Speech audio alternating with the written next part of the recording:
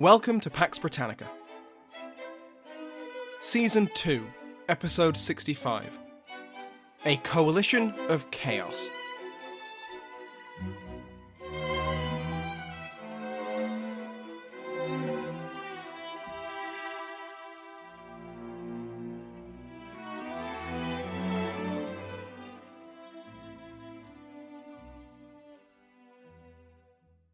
Welcome back to Pax Britannica. I'm your host, Samuel Hume. Before we begin, thank you to my House of Lords, which has been joined by Michael, Baron Such. Like all other patrons, he can now listen to this episode and every other episode ad-free. Go to patreon.com/PaxBritannica to find out more. When we last left off, the Scottish Commissioners had finally come to an agreement with the King. The engagement. Quite frankly, the English were lunatics. The new model army and the independent junta, which dominated Parliament, were risking the souls of all the King's subjects with their naive belief in religious toleration. That just would not do. The compromise of all compromises. It wasn't a good deal, but for the moderate Scots, a bad deal was better than no deal. Presbyterianism, in the form agreed by the Westminster Assembly of Divines, would be continued for 3 years, with a permanent religious settlement to be agreed afterwards. There would be much more cross-border influence in the governments of both England and Scotland, and, vital for the King's agreement, neither he nor any of his subjects would be made to swear to the Covenant. This was signed and buried in the grounds of Charles's gilded cage, and as we saw, leading figures in all three kingdoms began to prepare for war. The terms of the engagement would be, well, controversial would be understating it. The Kirk Party, and many non-Argyle supporters as well, were horrified by the terms. Allowing the King to avoid taking the Covenant, and worse, not imposing it on the rest of his subjects, left the door open for him to go back on his word. And knowing Charles as they did, he was probably going to try and go back on his word. And a trial period for Presbyterianism. Really, a trial period for the eternal souls of the three kingdoms. Alexander Henderson, who had died in 1646, must have been spinning in his grave. Henderson was one of the authors of the National Covenant and the Solemn League and Covenant, and a central figure in the Scottish Revolution. His death was widely reported to have been due to a combination of kidney stones and disappointment over the course of events.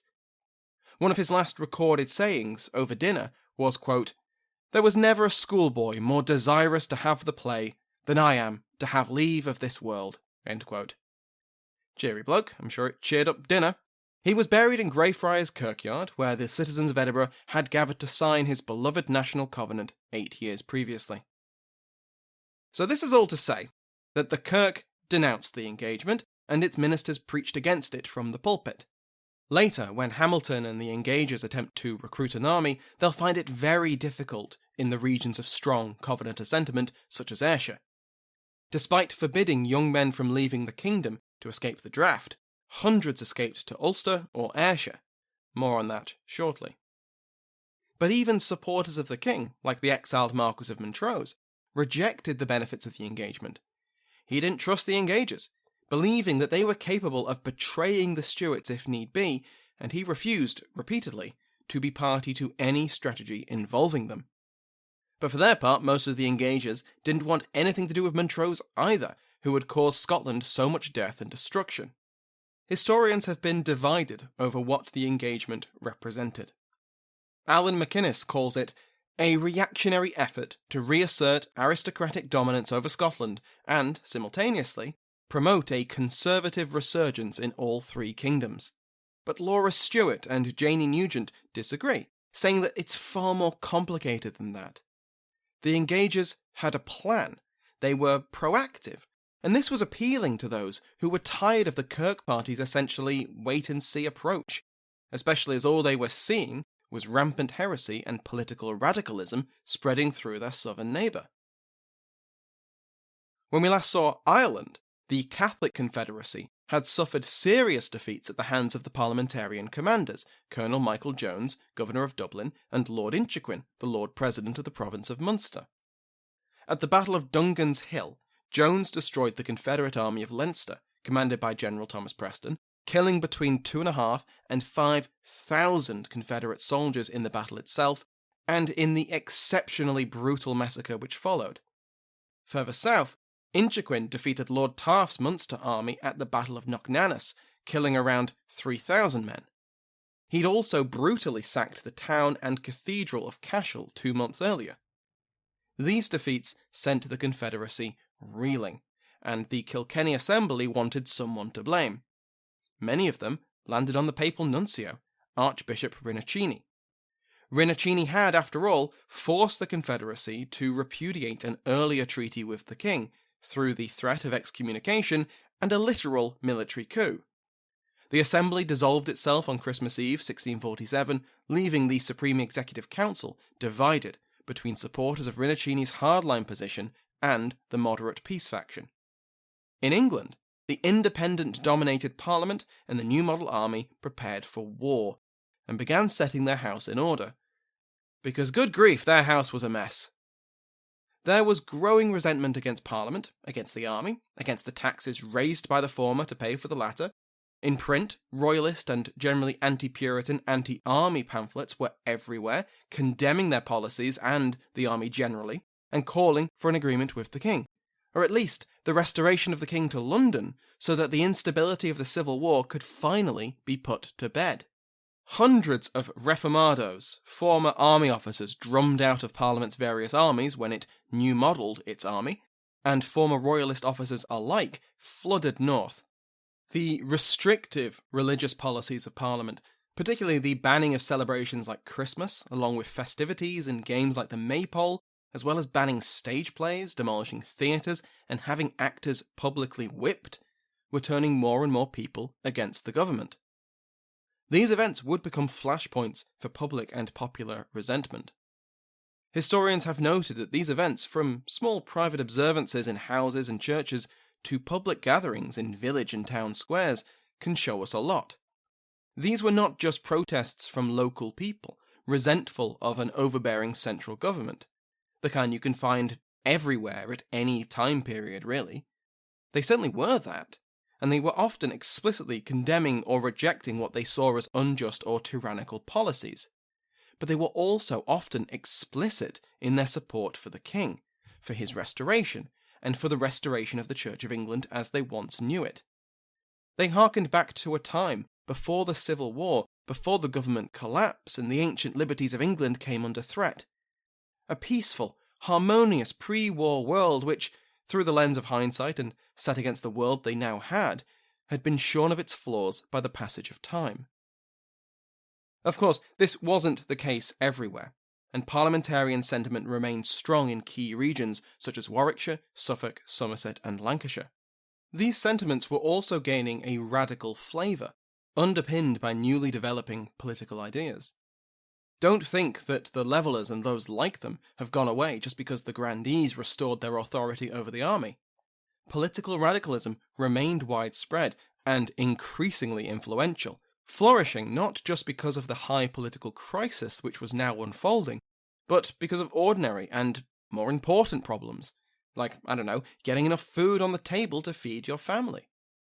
A famous Leveller petition called itself the Warning Tears of the Oppressed.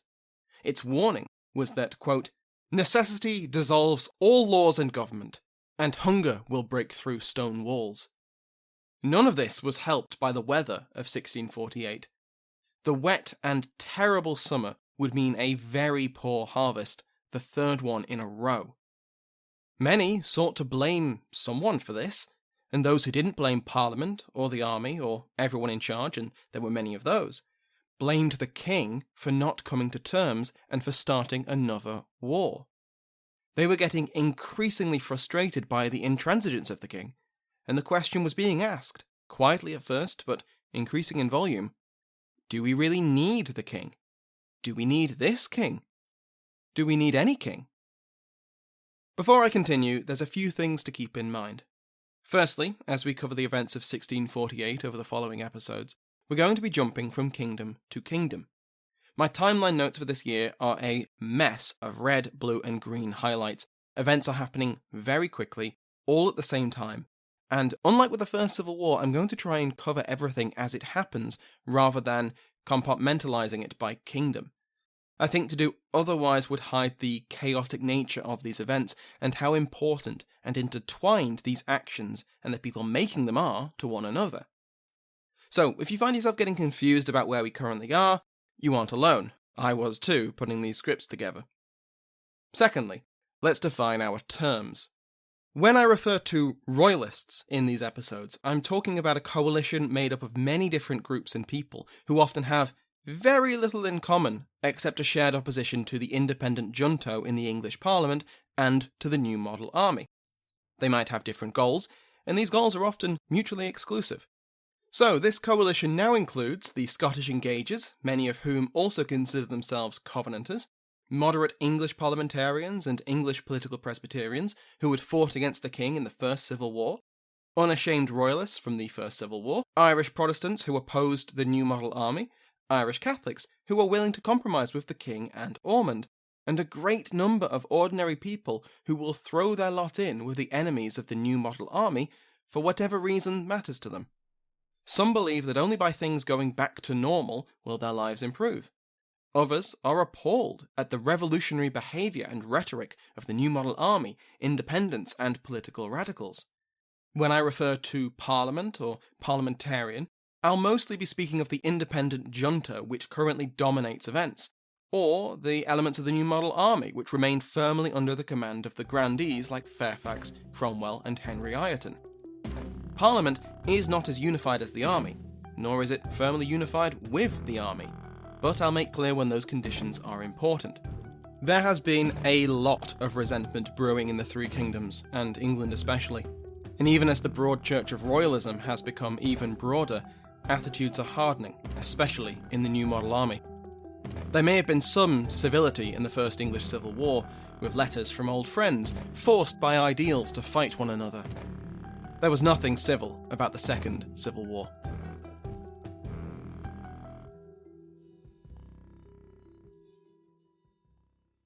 For Parliament and the army, the brewing war was obviously a priority.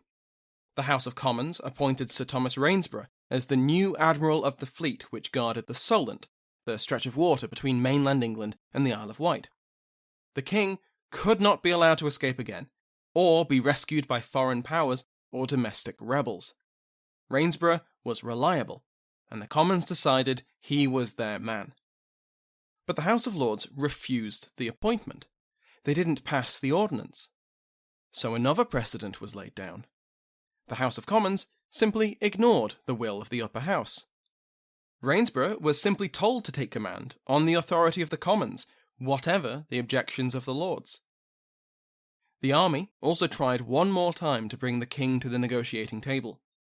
Breaking the vote of no addresses, which they'd only just enforced, the grandees secretly tried to convince the king to accept the heads of proposals. If they could split the king from the Engagers, the brewing war would probably not be avoided, things were in motion which could not be stopped, but it would at least take the wind out of many sails. Of course, this attempt went nowhere.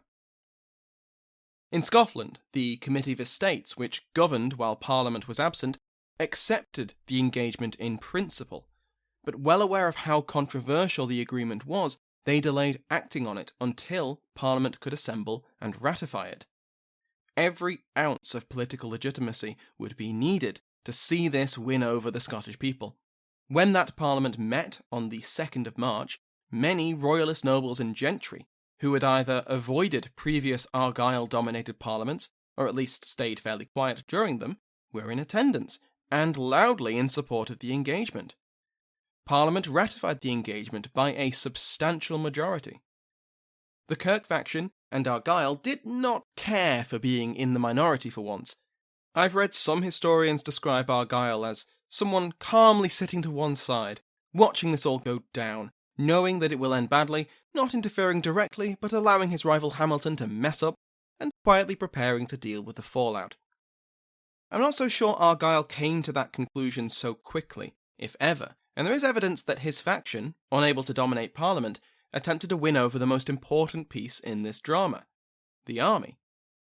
An anti-engagement petition was drafted and spread throughout the army, but it went nowhere. Too many leading officers refused to sign it, even if they disagreed with the engagement in principle. Parliament had ratified it, and that was enough. To paraphrase esteemed political correspondent Peter O'Hanrahan, they didn't like the deal, but they had to go along with it. Both Argyll and the Kirk contested the recruitment of the Engager army. Even if they couldn't stop this bus, they would slow it down as best they could. Across the border, in February 1648, Parliament agreed to the Great Disbandment. This was done in the face of the increasing resentment from taxpayers and those forced to house the standing army. 20,000 soldiers, almost half its military capacity, were sent home, often without pay. Now, this is one of the moments where the army and Parliament are not in agreement, and you might think that the brink of another civil war and an almost certain foreign invasion was a bad time to get rid of half your army. But Parliament was seriously concerned about public opinion on this issue. And besides, it still left Fairfax in command of a substantial force of hardened and motivated veterans. The turn in public opinion can be seen dramatically in Essex. Essex had, for a long time, been a stronghold of parliamentarianism, and so it was quite a surprise for Parliament to receive a delegation of 2,000 men carrying a petition calling for peace, drafted by the Chelmsford Grand Jury. Parliament ignored the petition. Then, on the 27th of March, the anniversary of Charles's coronation, semi-spontaneous celebrations sprung up all over London and all over the country. Bonfires were everywhere in London as people celebrated and cheered the king's name, toasted to his health, and generally partied. Things got a bit less light-hearted as the night went on. Carriages were stopped, and their passengers, whoever they might have been, were surrounded by the crowds and made to drink to the king's health. Political allegiance be damned. The same day, someone brought out an effigy of Colonel Hammond, the king's unwilling jailer. Remember, he had tried to stay out of politics, until politics literally turned up on his doorstep. Well, now his effigy was being dragged through London's streets before being executed in the traditional manner of traitors. The crowds hanged the effigy, pulled out its stuffing, and then chopped it into 4 pieces. Hammond's reluctance to get involved in politics looks quite sensible in hindsight. Ironically, it was in Wales that the first sparks of the Second English Civil War would be seen. Colonel Poyer was the commander of Pembroke Castle, and he had been a loyal officer during the First Civil War. Like many gentleman officers, he had paid for many of his men's supplies and equipment from his own pocket, and after the war, he appealed to Parliament to reimburse him. Parliament, strapped for cash, said no. Worse news came in February, when his forces were included in the Great Disbandment. Would his men be paid the wages they were owed before they disbanded? Parliament, still strapped for cash, again said no. When a new governor arrived, one Colonel Fleming, and Poyer was ordered to transfer command of Pembroke Castle to him, Poyer refused, unless Parliament paid what they owed him and his men. And he got the same response: Parliament, strapped for cash, no. But this time it came with some added spice. An ordinance was passed which declared that if Poyer did not hand over Pembroke and disband his men, he was to be considered a traitor. Well, that really annoyed Poyer, as it would. Yes, he was disobeying a direct order, but I mean, come on now. This was an own goal from Parliament. The money could have been found. Instead, Poyer found support from royalist agents. His sympathies were more with the Presbyterians than the royalists. His problems were with the independent junto and the grandees. But he decided that if Parliament was going to call him a traitor, he'd find a cause worthy of his allegiance. So Poyer declared for the king, and he rode out of Pembroke and scattered Colonel Fleming's small force. And just like that, the Second English Civil War had begun, in Wales. Poyer's defection spurred others to switch sides. Major General Lawherne soon followed, as did Colonel Rhys Powell. Fairfax dispatched Colonel Houghton at the head of a cavalry force to suppress this mutiny, but Poyer defeated the vanguard sent ahead, and then rode through South Wales on a recruitment campaign. Throughout April, Poyer appealed to the people to rally to their beloved Book of Common Prayer and to their imprisoned king. Together, they could free him from captivity and bring him to London to make peace with Parliament. This strongly royalist appeal went down very well in the strongly royalist South Wales, and Poyer would soon recruit a substantial force from the Welsh. Again, an own goal from Parliament. In Ireland, the Third Stuart Kingdom started to throw its lot in with the king.